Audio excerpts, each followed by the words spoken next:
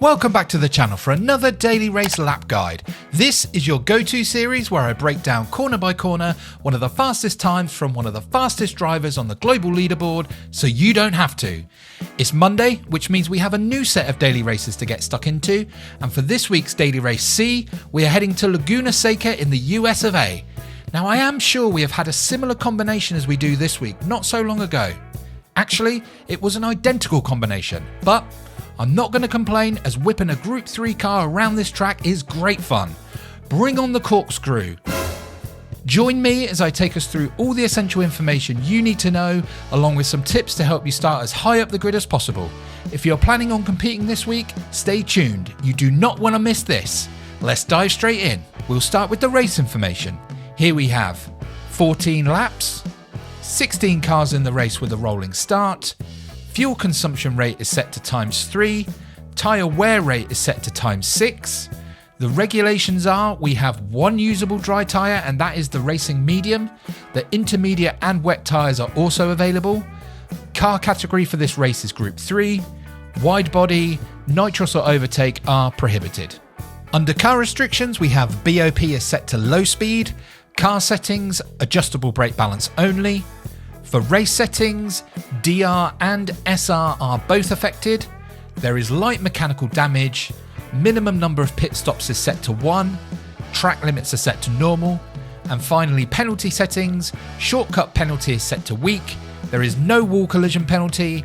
Colliding with other cars is penalised, and cutting the pit lane line on entry or exit attracts a penalty. Today's lap we are going to be looking at is, at the time of this recording, the top time on the global leaderboard of a 1 minute 20.817, completed in the Porsche 911 GT3R 992 2022. Stick around after the lap guide for a real-time commentary-free replay of the lap from both the bumper and bonnet cameras, and a shout out to L. Burton for the lap we are going to be looking through today. Chapter markers are in the description for you to skip around to the parts that you're interested in, but for now, with all the formalities out of the way, let's get out on track.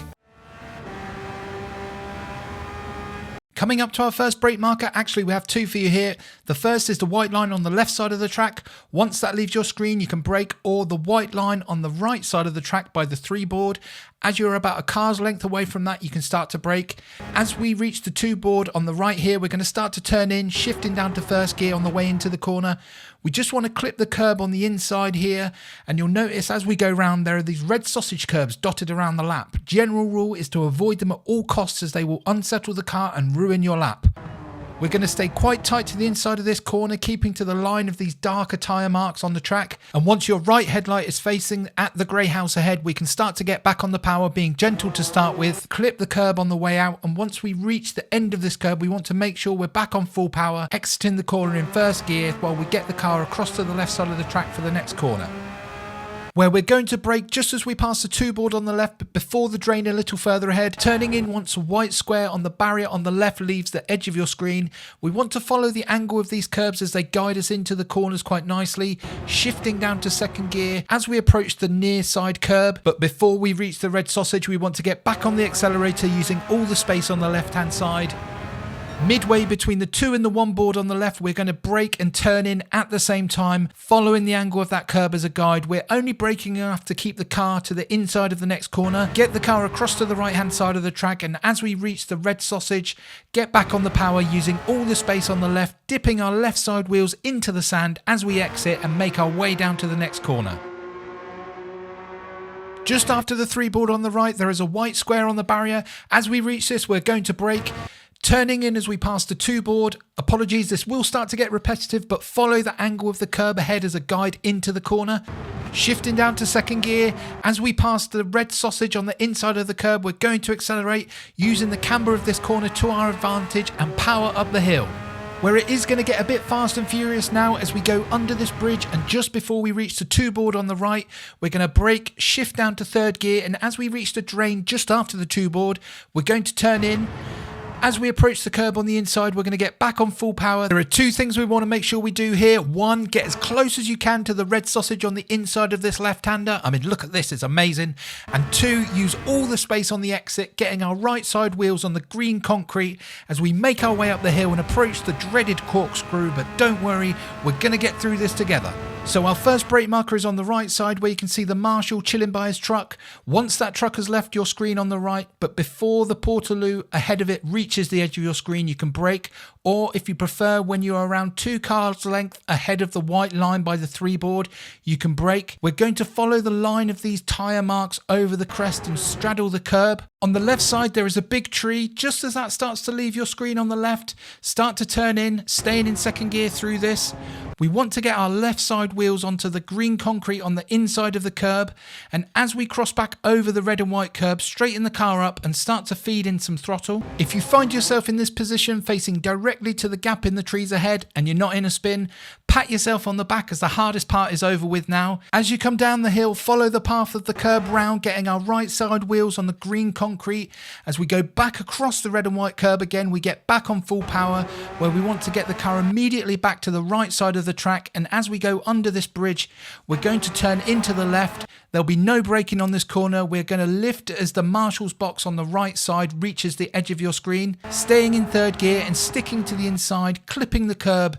As we pass the red sausage on the inside, we're going to get back on full power, bring the car across to the left side of the track, and our next brake marker is just before you reach the red and white section of curb on the left, making sure we're turning in before we reach the end of the red and white section. Shifting down to third gear, turning in early here helps us get back on the power much sooner. So as we reach the red sausage on the inside, we can start to accelerate using the camber and the space out on the left, where we have 2 markers for our last braking zone of the lap.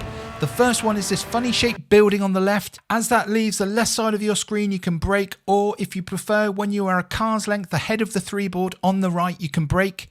Turning in as we pass the 2 board on the right, shifting all the way down to first gear. Our last acceleration marker is where we pass the end of the red and white section of curb on the inside. We can start to get back on the power. We can use a lot of space on the exit. As you can see, our right side wheels on the green concrete staying out of the sand, and our left side wheels just holding on to a sliver of that red and white curb. Bring the car over to the left to complete a lap of Laguna Seca in 1 minute 20.817.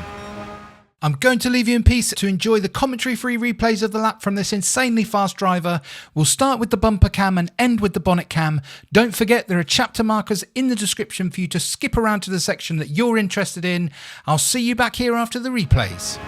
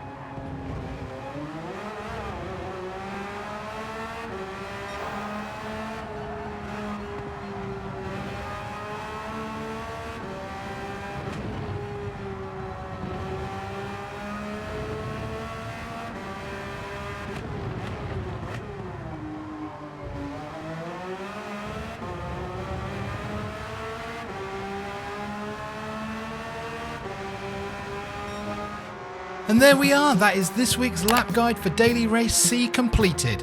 Let me know in the comments if this has helped you out, and feel free to drop by during the week to let me know how you're getting on. Have fun and race well. It would be great if you could consider subscribing to the channel so you never miss another lap guide. Thanks for watching, and I'll see you in the next one.